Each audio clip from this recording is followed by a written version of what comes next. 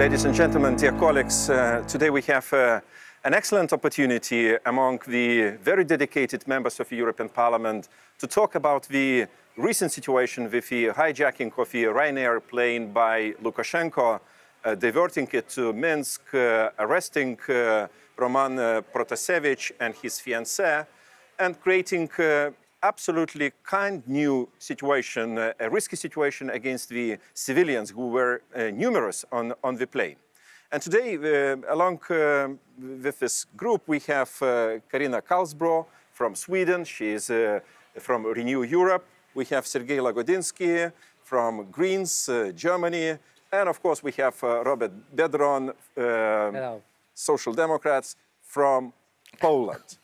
So let's start from Karin.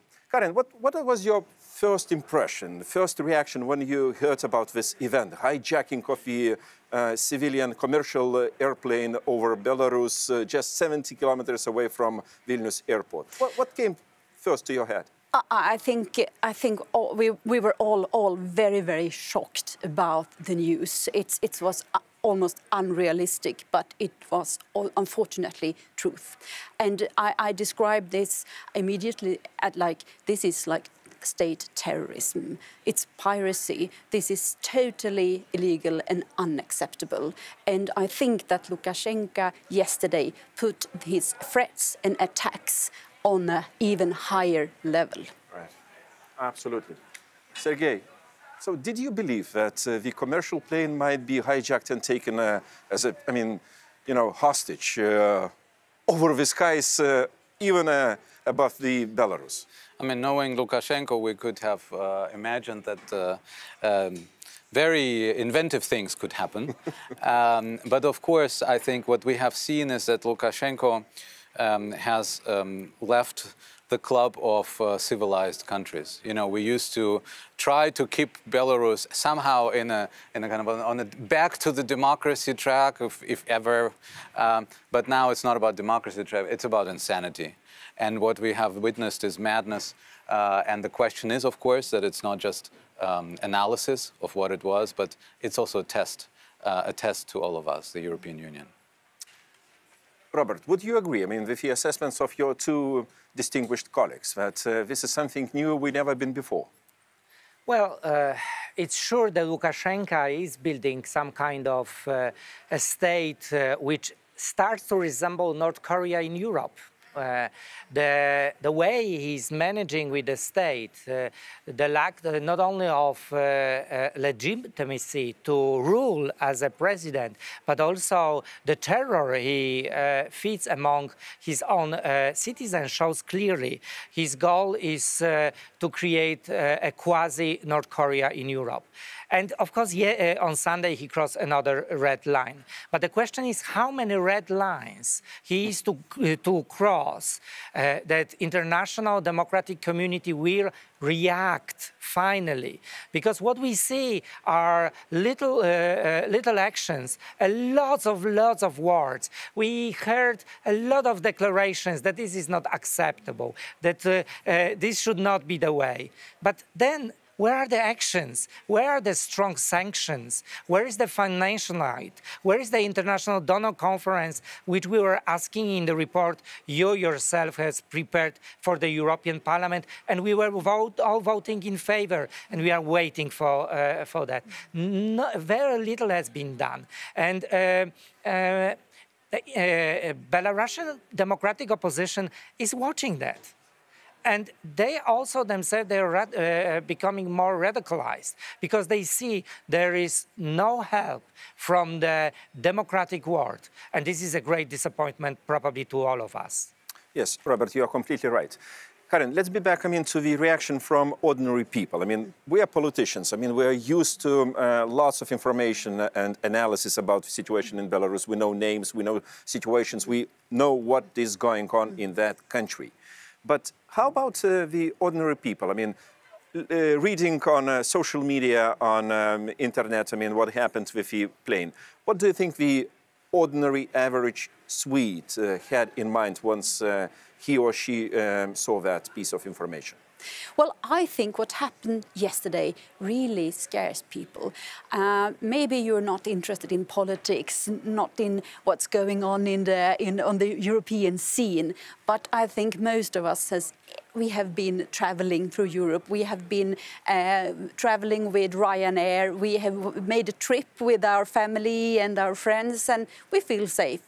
But after yesterday, you can't feel safe even in an aircraft. So what happened yesterday, I mean, it was a way also to scare people. And that's why it's so important that we take this seriously and react. We have heard a lot about solidarity, stand with Belarus, but that must now be transferred into actions. Sergey, I mean, do you believe that those signals which came and a general reaction, I mean, to this event was really hurt in Berlin, and Berlin position, well, on the situation in Belarus will change to some direction, which will lead probably and accumulate more European, more dynamic, more anti and more pro, let's say, democratic opposition side. What's your read from Berlin?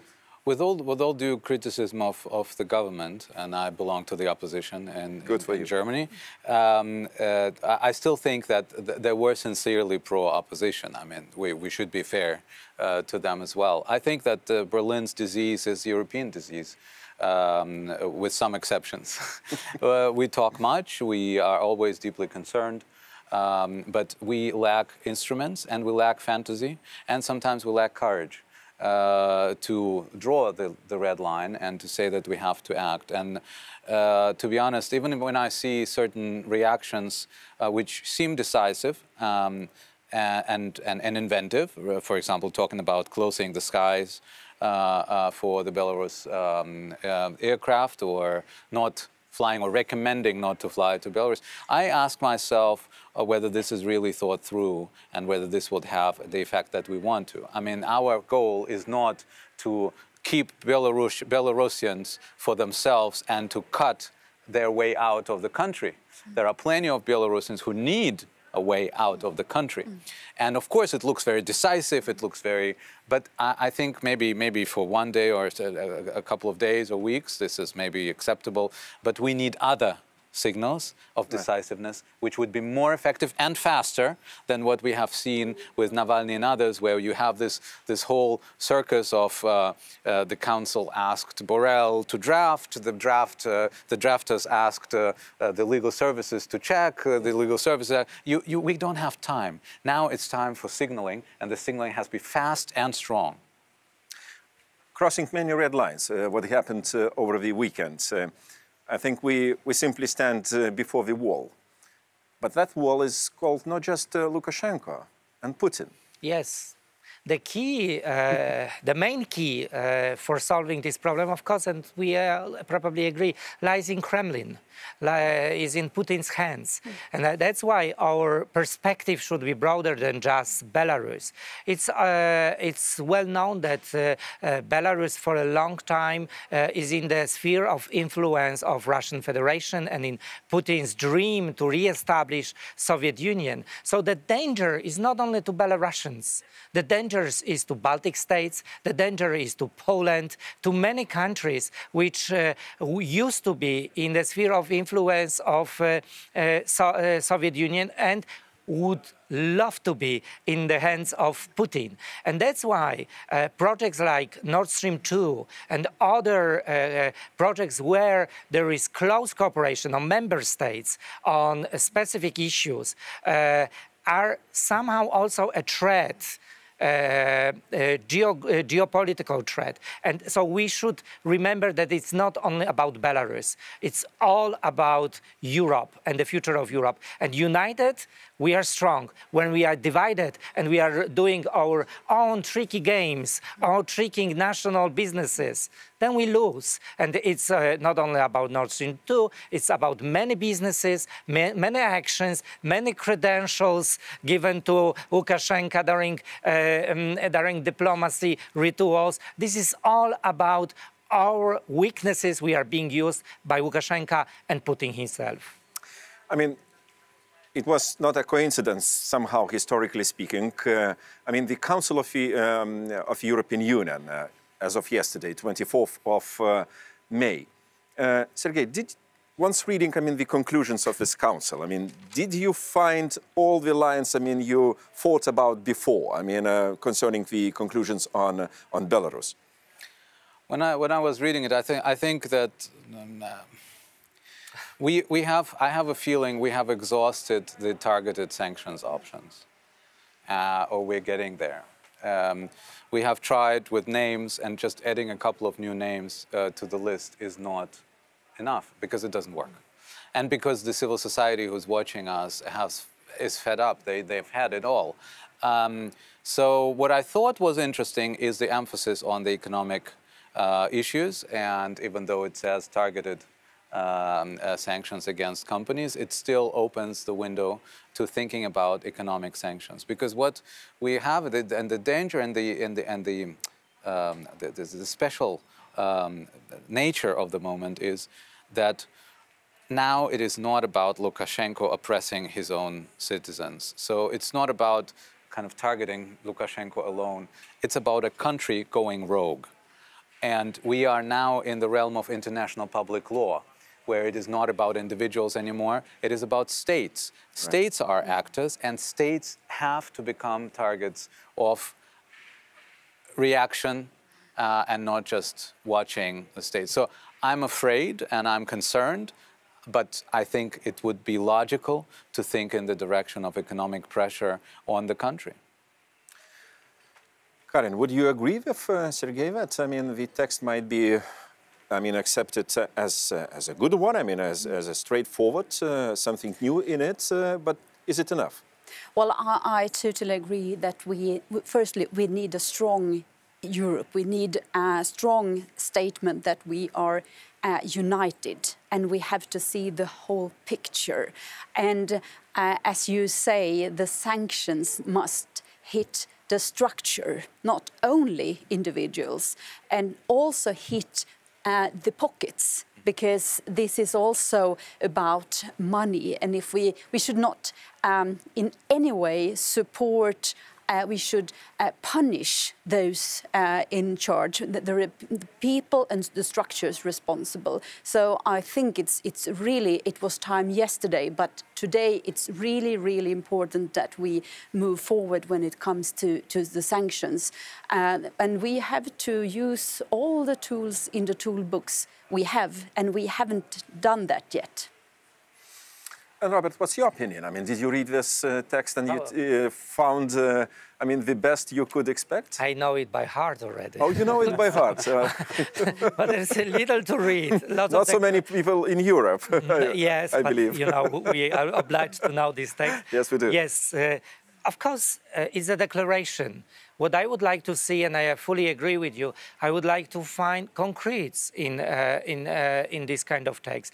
I wonder what kind of sanctions will be implemented, how broad they will be. Democratic opposition in Belarus expects that they will be broad, and that's not a case so far. I want to remind you, 88 people in 2017, there was more than 170 people in incomparable situation to what is happening today. Because today, Lukashenko is killing people. He is creating somehow a concentration camp of Belarus. So it's a completely different situation. But what I expect of Europeans, of our community, is a solidarity. We should understand that this is not only about independence and sovereignty of Belarus. This is about independence and sovereignty of all of European nations. Because if Putin will feel that he can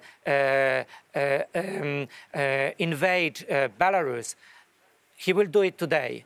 But tomorrow he can do the same thing to Lithuania, Poland, other parts of Ukraine, and so on and so on. This is our common goal, to stop this last dictator of Europe acting. Karin, Sergey, Robert, you imagine, I mean, this operation was conducted because of one man. It's Roman Protasevich. He was hijacked, he was arrested, he went through interrogations and most probably torture. Yesterday he was on TV, on Belarusian state TV, somehow sending a message. I don't believe, I mean, it's true. I mean, he looked absolutely under huge stress, and it is. So, may I ask you, having a sentence or two, what you would tell to mother and father of Protasevich, Roman Protasevich, who is now in terrible situation, but we're politicians, sometimes we have to create a kind of hope, to support this hope, and of course, to employ everything possible to change the situation. Karin. Our hearts are with him and his family these days, and we will continue the struggle to see him free, and I hope that will happen very, very soon. But also to all other prisoners in Belarus who we don't have the names on. We will fight, and we will fight tomorrow and the day after, and we will not give up. Thank you so much. Sergey.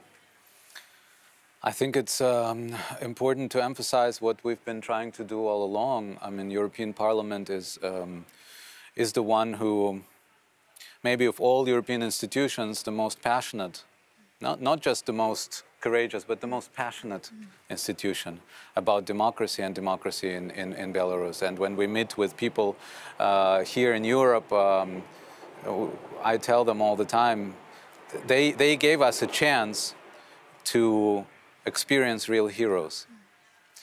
And Roman is another hero, and I want to thank his parents for bringing him up this way, of a person of courage and person of principle. So thank you.